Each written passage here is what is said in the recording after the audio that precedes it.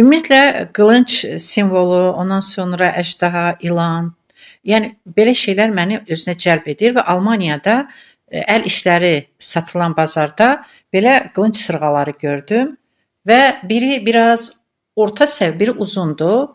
Hər ikisindən bir dəst aldım ki, mən asimetrik şeyləri sevirəm. Biri qısa olsun, biri uzun, onda gözəl görünür. Yoxsa ki, beləsinə biraz ruslar demişkən neto görünür. Və harda qılınclar azadlıq uğrunda, sevgi uğrunda, ondan sonra gözəl həyat uğrunda toqquşursa, orada yəni qılınclar onun üçün qaldırılırsa, mən orada varam.